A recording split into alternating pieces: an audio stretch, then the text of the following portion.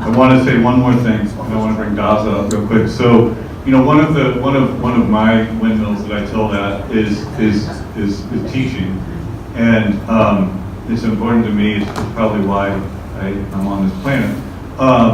And OMI, as Panos mentioned at the top, has an ongoing commitment to this. We did, and I was fortunate enough to keynote it, do a legal hackathon at MIT not long ago, and it's evolved, and now we're going to do a course, and I'm so proud of this. I take no pride in authorship. It's these characters. I just feel fortunate, but Daza is really the person that's instigated it. So I thought he could say a few words about this, and I would ask you all, because the missing component here are young people. We need more young people here, and you're young. And so those of you that know young people or are young people, tell more of these young people to enroll in this course, to get involved in OMI, right? I mean, our job is, you know, we're winding down. We need to pass this on. So go ahead. Sorry, hi, I'm Daza Greenwood, a scientist at the Media Lab. I work with MIT folks, and I run law.MIT.edu. And in our fearless leader, Sandy Pentland, asked me to work with OMI this year to do a legal hackathon, which we did across 4 continents, 10 cities. We prototyped some very interesting possible ways to use technology to solve legal use cases. And the hope is that that'll be an input to the work of OMI going forward. And it was very much in view of the reforms in the Music Modernization Act. Well, the collaboration between George and I was so good on that, we decided that we would co-teach the next MIT Computational Law course, something we do every January, and we'll focus 2 of those days on Open Music Initiative priorities and use cases. So I'm happy to say that all the clearance needed to announce anyone involved in Open Music Initiative is hereby pre-authorized to participate in the course, irrespective of your chronological age, and come with a youthful, creative mind, and let's see if we can't work together to solve some of these problems in the context of hands-on workshop-oriented course with plenty of great MIT students, business innovators, thought leaders, and those legal experts needed to untangle the barriers. So please do join us. Yeah, we need use cases, as complicated as they may be, and I hate coming up here, but I guess I feel sometimes I need to act as a translator across different industries, and you know, it's important for us to keep asking you, please suspend cynicism. I think that we have very, very complicated things to solve together as an industry. We really do, and it's serious. It's a serious time. And if we don't learn how to listen to each other and come with an open mind, we're not going to tackle these issues, and it's going to eat us alive.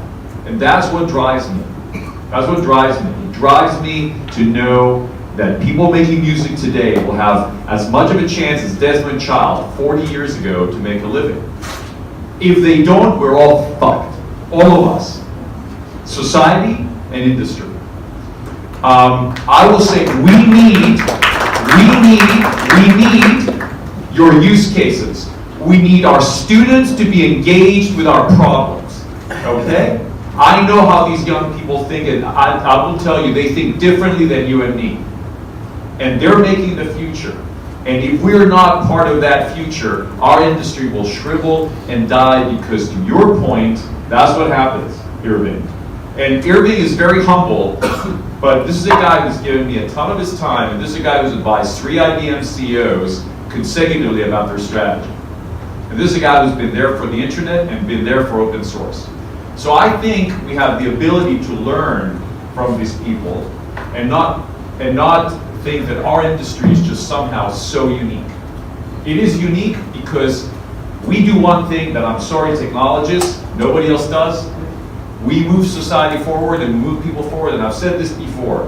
There's a reason why when dictators come to power, the first people they get rid of is musicians and artists, because that's what's driving society forward.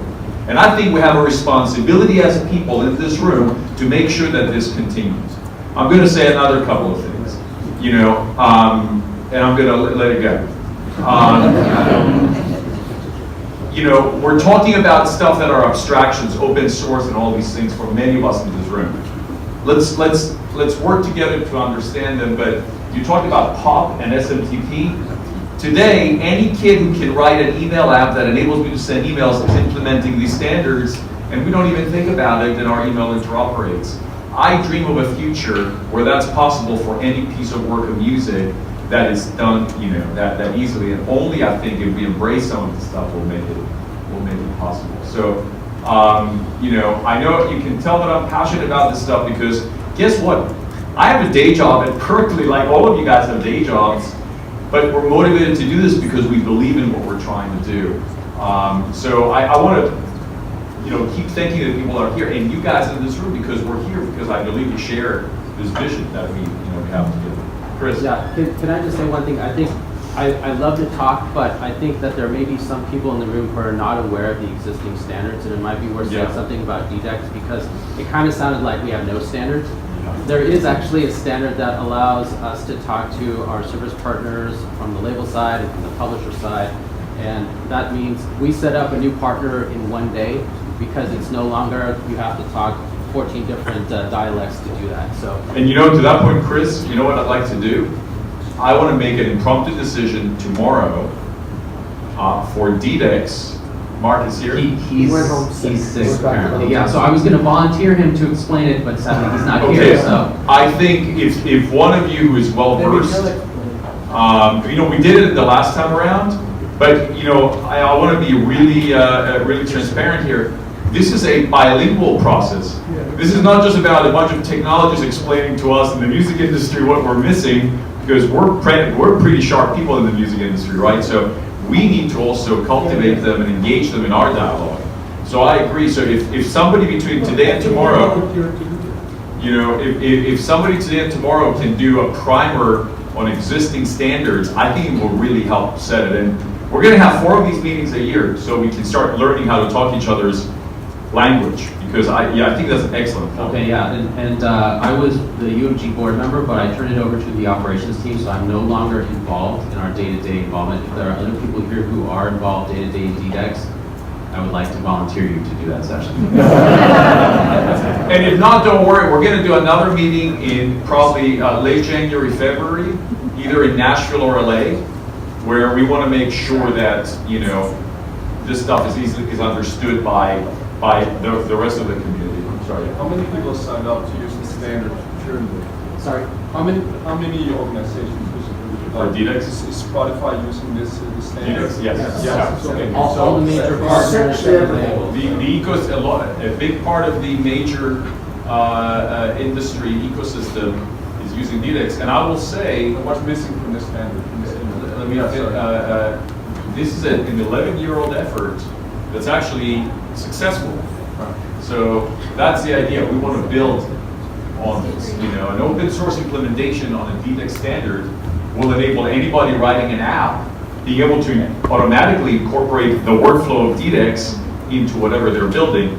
This is frankly where I'd like to engage your community from MIT to say, can we do an OMI DDEX implementation on an open standard that any kid who's building an app out there that records music, and there's plenty, and here's some of them, can actually incorporate DDEX standards into it. And they don't even think about it because the process has been automated, right?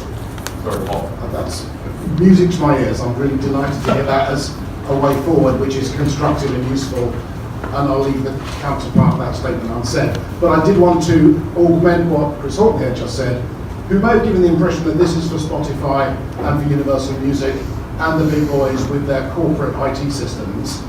DDEX standards go down to the level of the individual in the studio, the songwriter in their bedroom, and the recording information notification message is designed specifically to convey that information from the point of creation to the next step in the chain, whoever that is, whether it's an aggregator, direct to the platform, as we've just seen with Spotify, whoever. And that does work, it's been proven work, you can do it on a plugin, on an Avid workstation, on Logic or whatever, and that, I think it's soup to nuts, end to end, it's going down to the micro scale as well as the industrial scale. And I'll show a way that we can work together right now. I would like to, and it's a shame that Mark is not here, but I would like to bring You know, remember we talked about open music having 3 areas: open source implementations, advancing prototype applications, and education. I'd like to work together with a subgroup of this team as a subgroup of open music to bring together DDEC standards, open music, open source, the open source approach from MIT, okay?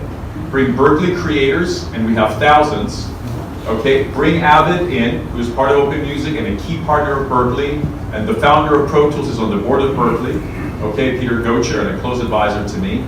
And let's work together over the next 6 months to say, can we create an open source piece of software that enables me from the moment that I'm recording at Berkeley, right, to the point that I push it out on, and I'm going to call you Spotify, YouTube, SoundCloud, anybody who's in this room, Pandora, who wants to implement this, come in with us. We're going to do it as a project together, and let's just figure it out. Can we do this? You know, this is what we'd like to do. And if we're successful, man, we would have advanced this. And then when the MMA comes into existence and somehow that piece of code is part of the new database that's being built, boy, we would have done something huge. So I'd love to figure out a way to do this. So, you know, tomorrow we're going to have working groups. In the implementations working group, let's talk about a DDEX implementations working group that works together as a task force to figure this out. You're here from MIT, I'm going to call you. We need fellows to work on this project. Berkeley, we have a bunch of creators. Let's bring them into the studio. Okay, so I'm committed. I'll pick up the gauntlet that was just thrown from several gauntlets and say that at least to help get started, George and I can nod yes if you agree, can add a initial prototype of some kind for an open source implementation of the DDEX standard to our workshop schedule, because we definitely are focused on hands-on projects and prototyping. And prototyping against standards makes it honestly much better. If that's one that apparently is needed and would be relevant, maybe some of the students and teams can come up with a prototype that can feed back into your work groups as you work over the next 6 months. So is that right, George? Is that good? Okay, so check back at law.MIT.edu in like 10 minutes and behold the DDEX prototype task. So tomorrow we're going to be doing work, people. So tomorrow we're going to need some volunteers. But I'll reach out tomorrow because I think we can figure this out. Okay.